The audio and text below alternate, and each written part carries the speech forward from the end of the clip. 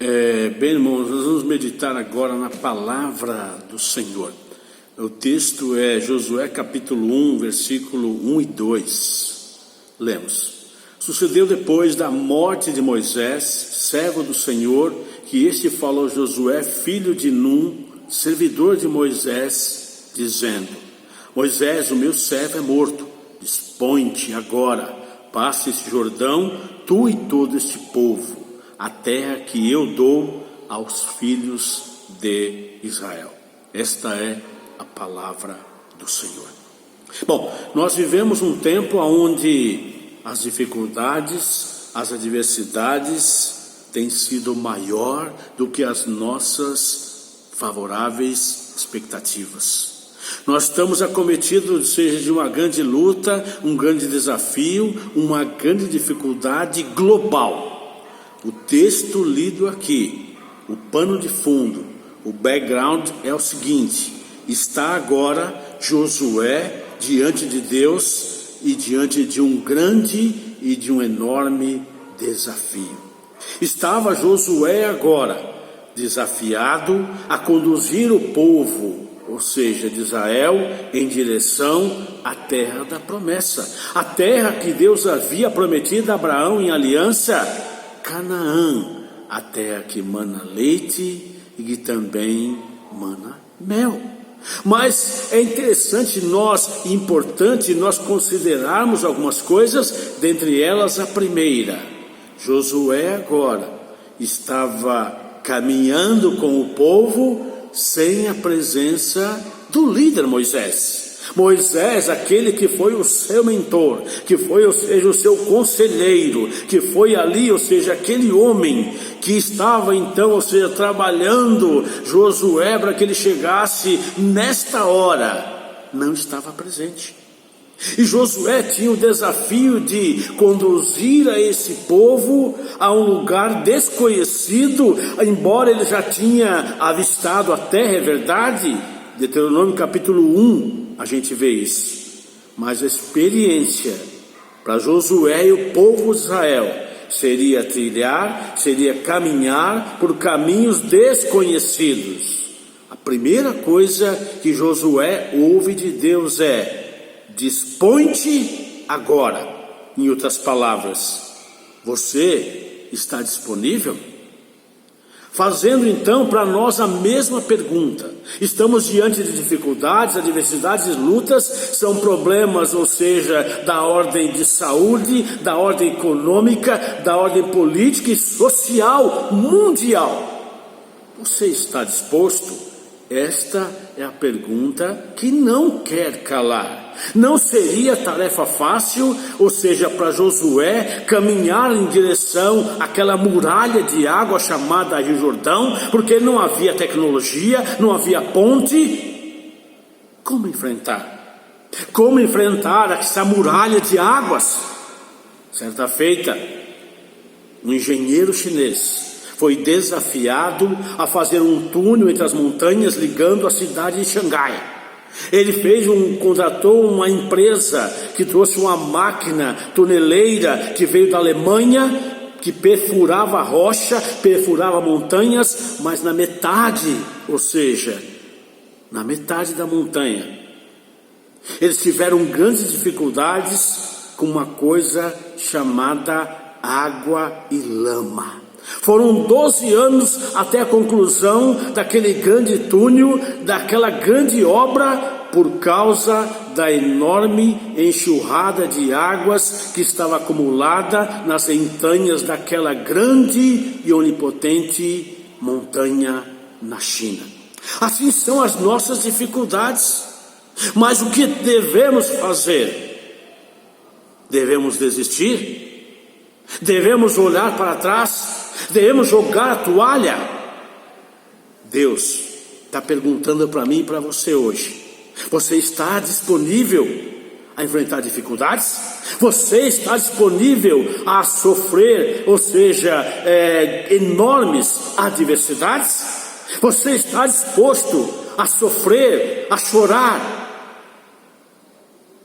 As respostas Essas perguntas são decisivas e fundamentais. A Bíblia diz que esse Deus, ele desafia Josué,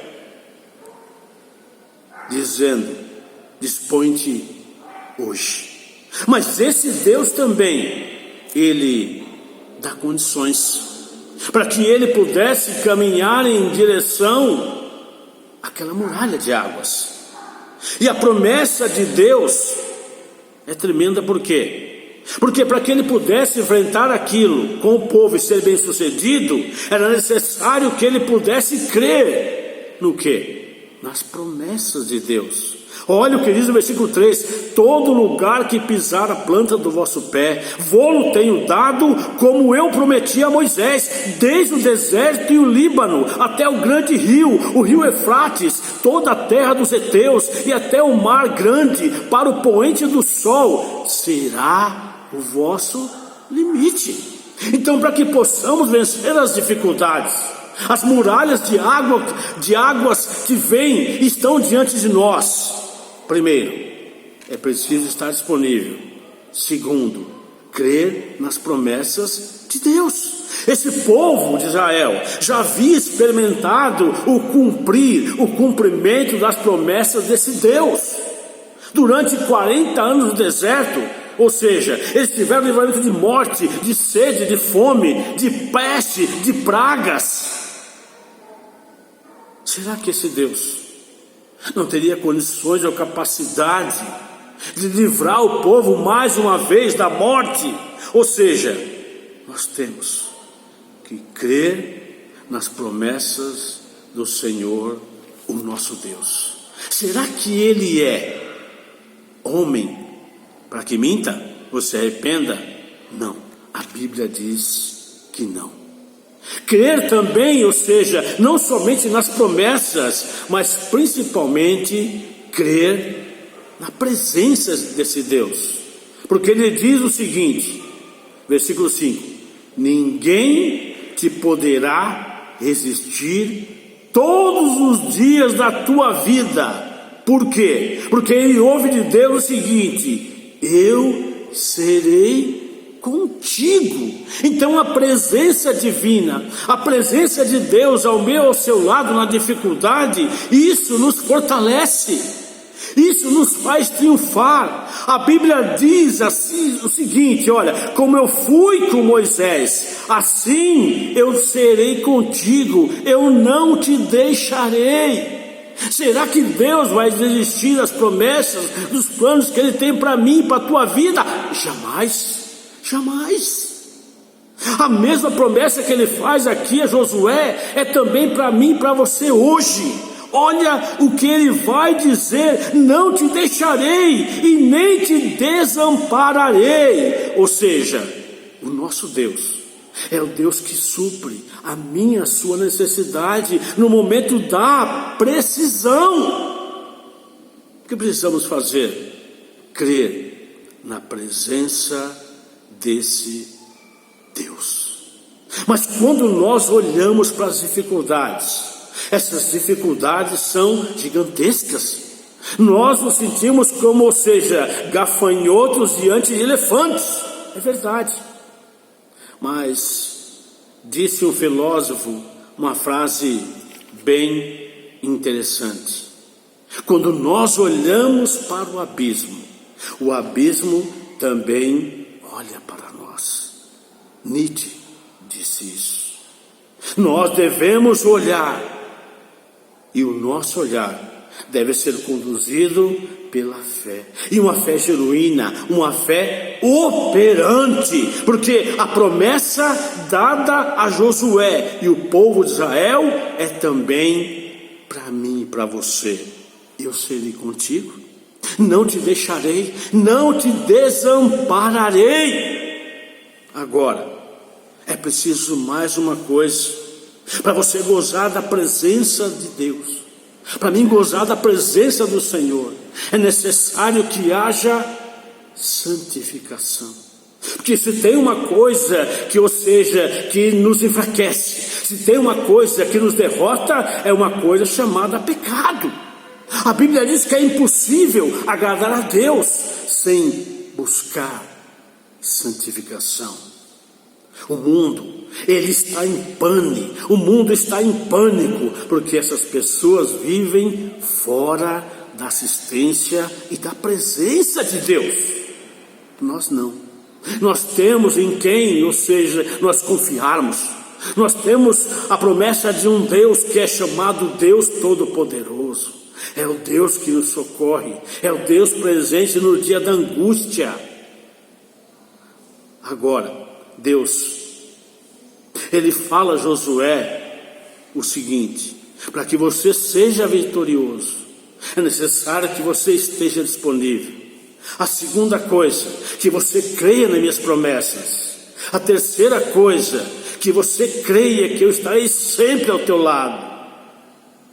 E olha o que ele diz no versículo 6: seja forte e seja corajoso, porque tu farás este povo herdar a terra que sob juramento eu prometi aos seus pais. Para que possamos então ser vitoriosos, nós temos que ter uma atitude, uma visão altruísta. Nós não podemos ser individualistas, nós não podemos ser egoístas. O altruísmo tem que ser uma coisa presente. Nós vamos conduzir pessoas à vitória.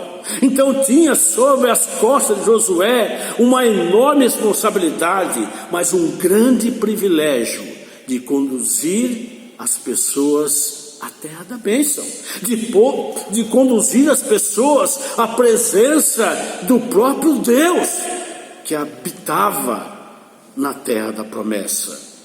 Agora, olha o que diz então a Bíblia: seja forte e corajoso. Se tem uma coisa que faz diferença no dia da dificuldade, no dia da adversidade, é justamente a coragem. Nós temos que ter coragem, por quê? Porque a vida segue, independente das dificuldades, das adversidades, deste vírus letal que estamos, ou seja, hoje, vivendo no Brasil e também no mundo. Virão outras pandemias, segundo especialistas, ou seja, isso é uma coisa cíclica, de 10 em 10 anos, a humanidade, as pessoas podem experimentar novas pandemias. O que vai fazer diferença? A minha e a sua coragem. Ser forte é o que Deus espera de cada um de nós diante dessas lutas e dessas dificuldades. No versículo 7, Josué repete, ou seja, na verdade ele ouve de Deus a mesma exortação: então somente seja muito forte e muito corajoso, para teres cuidado de fazer segundo toda a lei que meu servo Moisés te ordenou. Dela, Josué, não se desvie nem para a direita e nem para a esquerda, para que seja o quê? Bem sucedido por onde quer que andares. Então nós temos sim que ser fortes, temos sim que ser corajosos. Por quê? Porque diante de nós temos um desafio enorme, talvez o nosso maior inimigo, que é obedecer à lei do Senhor, que é obedecer o que está então proposto para nós como mandamento na Bíblia, nas Escrituras Sagradas. Porque nós bem sabemos, como Paulo diz em Romanos, que há dentro de nós um grande conflito causado pelo pecado. Então volta e meia a nossa fé diminui, e volta e meia a nossa fé fica abalada. Nós devemos obedecer ao Senhor, ou seja, naquilo que nós temos condições, que é obedecer à lei do Senhor, para que você possa, para que eu possa ser bem sucedido, é necessário então que nós estejamos disponíveis a pagar o preço. A segunda coisa, que nós, ou seja, pela fé, que nós creiamos de todo o coração nas promessas do Senhor. A terceira coisa, que nós tenhamos convicção de que Ele sempre está conosco no dia da adversidade. E a última coisa, que nós sejamos fortes, que nós sejamos corajosos, porque aí sim, nós vamos então chegar ao sucesso. Vamos chegar à cura, vamos alcançar a bênção, vamos alcançar o milagre de Deus. Olha o que diz Josué mais uma vez, pela terceira vez: seja forte e corajoso, não temas, nem te espantes, porque o Senhor, o teu Deus, é contigo por onde quer que você andar. O desejo do meu coração é esse, é que você saia vitorioso, e eu também, dessa situação que nós estamos vivenciando e que nós estamos enfrentando. Eu tenho plena convicção que seremos vitoriosos. Que você possa exercitar a sua fé, que você esteja disponível a conduzir pessoas também, fazendo tudo aquilo que está a seu alcance, para que elas também cheguem à cura, para que elas também possam chegar à presença de Jesus Cristo, o Senhor, o nosso Deus. E principalmente, que sejamos fortes e que sejamos corajosos, porque nós, a detrimento do povo de Israel, que experimentou o amor de Deus, a misericórdia e a graça dele, nós também, nunca se esqueça, estamos caminhando em direção à terra prometida, o paraíso, o céu, a glória. Estamos aqui só de passagem, somos peregrinos caminhando por esta terra até o dia que fomos conduzidos à terra celestial, a presença de Deus, o Pai, e de Jesus, o Filho. E eu fico imaginando como será esse dia. Como será esse dia? Vai ser o dia que eu e você vamos ser bem recebidos, vamos ser bem recepcionados. Por quê? Porque lá Ele vai te chamar de filho, lá Ele vai te chamar de filha, eu vou chamar de pai, você vai o chamar de pai. Quero terminar deixando palavras joaninas. João disse em Apocalipse à igreja de Esmirna: seja fiel até a morte, e eu lhe darei a coroa da vida. O desejo do meu coração é que você seja vitorioso. O desejo do meu coração é que você permaneça firme nas promessas do Senhor, o nosso Deus. Venceremos. Esse é o desejo desse pastor, para a tua e para a minha vida em Cristo Jesus. Que o Senhor nos abençoe.